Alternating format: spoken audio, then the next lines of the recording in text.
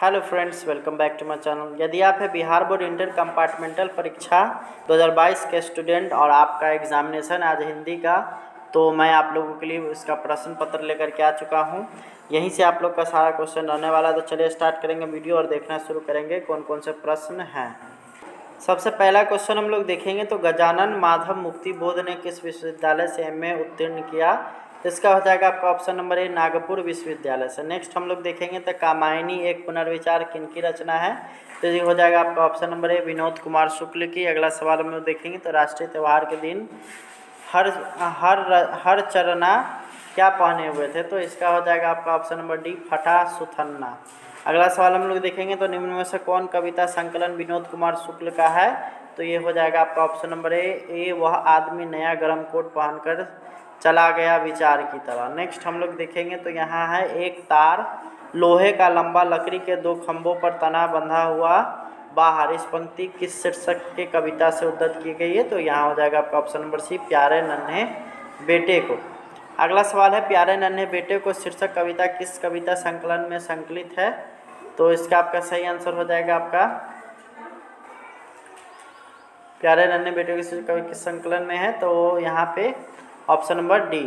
Next सवाल हम लोग देखेंगे तो यहाँ पे है अशोक वाजपेयी का जन्म कब हुआ था। तो ये हो जाएगा आपका ऑप्शन नंबर ए, 16 जनवरी 1941 को। पेड़ पर कमरा का अनुवाद किस भाषा में हुआ था। तो ये हो जाएगा आपका ऑप्शन नंबर बी, इतालवी भाषा में।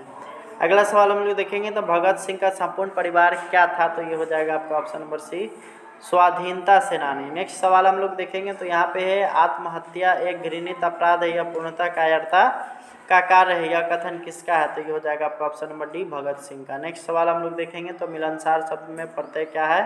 तो ये हो जाएगा आपका ऑप्शन नंबर डी, सार। अगला सवाल है निर्भय में उपसर्ग क्या है। तो यहाँ हो जाएगा निर, नी आधा र। अगला सवाल है निम्न में सार्वनामिक विशेषण कौन है। तो इसका हो जाएगा आपका ऑप्शन नंबर बी, कोई आदमी।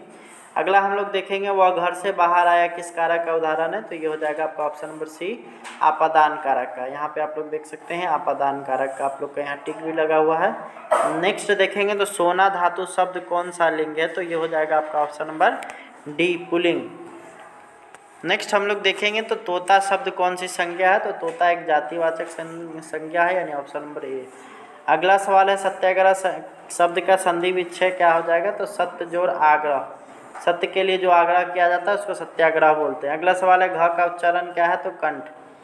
अगला सवाल हम लोग देखेंगे तो महोत्सव शब्द का संधि विच्छेद क्या होगा। तो महाजोर उत्सव, यानी ऑप्शन नंबर डी। अगला है बात बनाना मुहावरे का अर्थ क्या है। तो ये हो जाएगा आपका ऑप्शन नंबर ए, बहाना करना। नेक्स्ट है 20 किलो चावल कौन सा विशेषण है। तो ये हो जाएगा आपका ऑप्शन नंबर ए, संख्यावाचक विशेषण। अगला सवाल है राम सोता है कौन क्रिया है। तो ये हो जाएगा आपका ऑप्शन नंबर ए, सकर्मक क्रिया। अगला हम लोग देखेंगे तो लड़के ने पुस्तक पढ़ी किस काल का उदाहरण है। तो यहाँ पे देखिएगा तो ये हो जाएगा आपका ऑप्शन नंबर बी, भूतकाल का। नेक्स्ट हम लोग देखेंगे ना तो निम्न में अवयव कौन है। तो ये हो जाएगा आपका ऑप्शन नंबर ए, बल्कि। नेक्स्ट हम लोग देखेंगे तो उपस्थित शब्द में उपसर्ग क्या है। तो उप हो जाएगा। नेक्स्ट हम लोग देखेंगे तो अगला सवाल हम लोग का आता है शक्ति शब्द में प्रत्यय क्या है। तो इसका हो जाएगा आपका ती, ऑप्शन नंबर डी। अगला सवाल हम लोग देखेंगे तो अजय शब्द का विशेषण क्या होगा, अजीत। अगला सवाल हम लोग देखेंगे तो यहाँ पे दो पदों का योग किस में होता है। तो समास में। अगला सवाल हम लोग देखेंगे तो विद्यासागर शब्द कौन सा समास है। तो ये हो जाएगा आपका ऑप्शन नंबर सी, तत्पुरुष। अगला है अग्नि का तद्भव रूप क्या होता है। तो ये होता है आग, यानी ऑप्शन नंबर डी।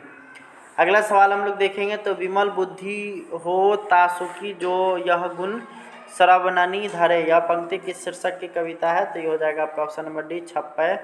अगला हम लोग देखेंगे तो शिवराज भूषण में कितने अलंकारों का निरूपण हुआ। तो ये हो जाएगा आपका ऑप्शन नंबर ए, 105। अगला है चिंतामणि त्रिपाठी और मतीराम भूषण के कौन थे। तो ये हो जाएगा आपका ऑप्शन नंबर बी, भाई के रूप में। अगला सवाल हम लोग देखेंगे तो तितली उपन्यास किसकी रचना है। तो ये हो जाएगा आपका जयशंकर प्रसाद का। अगला सवाल हम लोग देखेंगे तो जयशंकर प्रसाद के ज्येष्ठ भ्राता का नाम क्या है। तो ये हो जाएगा आपका ऑप्शन नंबर डी, शंभू रतन। अगला हम लोग देखेंगे तो सुभद्रा कुमारी चौहान और महादेवी वर्मा किस स्कूल में एक साथ पढ़ती थी। तो ये होगा आपका क्रोथस वेट गर्ल्स स्कूल, इलाहाबाद। अगला सवाल हम लोग देखेंगे तो गुलामी का नशा नामक नाटक के लेखक कौन है। तो इसका हो जाएगा आपका option number B, Thakur Lakshman Singh. अगला सवाल हम लोग देखेंगे तो छोर काम दौड़ कर आई माँ कहकर जिस समय पुकारा, किस कविता का पंक्ति है? तो ये हो जाएगा आपका ऑप्शन नंबर सी, पुत्र वियोग। अगला हम लोग देखेंगे तो शमशेर बहादुर सिंह की रचना निम्न में से कौन सी है? तो ये हो जाएगा आपका ऑप्शन नंबर डी, टूटी हुई बिखरी हुई। अगला है गजानन माधव मुक्तिबोध का जन्म कब हुआ था? तो ये हो जाएगा आपका ऑप्शन नंबर बी, 1917 को। अगला हम लोग देखेंगे तो सूर्योदय हुआ और कुहासा जाता रहा किस वाक्य का उदाहरण है? तो ये हो जाएगा आपका ऑप्शन नंबर सी, मिश्र वाक्य का। अगला है निम्न में से शुद्ध वाक्य कौन है? तो इसका हो जाएगा आपका ऑप्शन नंबर बी, चाहे जैसे भी हो तुम वहाँ जाओ। अगला हम लोग देखेंगे तो महादेव शब्द का पर्यायवाची शब्द क्या है? तो ये हो जाएगा आपका ऑप्शन नंबर डी, शंकर। अगला है दूषित शब्द का विलोम क्या होगा? तो ये हो जाएगा स्वच्छ। अगला है जो नया आया हुआ हो के लिए एक शब्द क्या होगा? तो ये हो जाएगा आपका ऑप्शन नंबर बी, नवांगतुक। अगला सवाल है घर का ना घाट का मुहावरे का अर्थ क्या है? तो ये हो जाएगा आपका ऑप्शन नंबर सी, कहीं का नहीं। अगला है हलवाई शब्द का स्त्रीलिंग क्या होगा? तो हलवाइन, यानी ऑप्शन नंबर डी। अगला क्वेश्चन है हम ऐसे क्यों नहीं कर सकते कौन सा सर्वनाम है? तो ये हो जाएगा आपका ऑप्शन नंबर ए, प्रश्नवाचक सर्वनाम। अगला है काम में लगा हुआ आदमी कौन सा पदबंध है? तो ये हो जाएगा आपका ऑप्शन नंबर सी, क्रिया पदबंध। अगला सवाल हम लोग देखेंगे तो यथासंभव कौन सा समास है? तो ये हो जाएगा आपका ऑप्शन नंबर सी, अवयवी भाव। अगला सवाल हम लोग देखेंगे तो सच्चिदानंद हीरानंद वात्स्य आज्ञे का जन्म कब हुआ था? तो इसका हो जाएगा आपका 7 मार्च 1911 ईस्वी को। अगला है जायसी ने अपनी आँख की तुलना किससे की है? तो दर्पण से। अगला है निम्न में से कौन कृति जायसी की नहीं है? तो भक्तमाल। अगला है राधार सकेली किसकी रचना है? तो सूरदास की।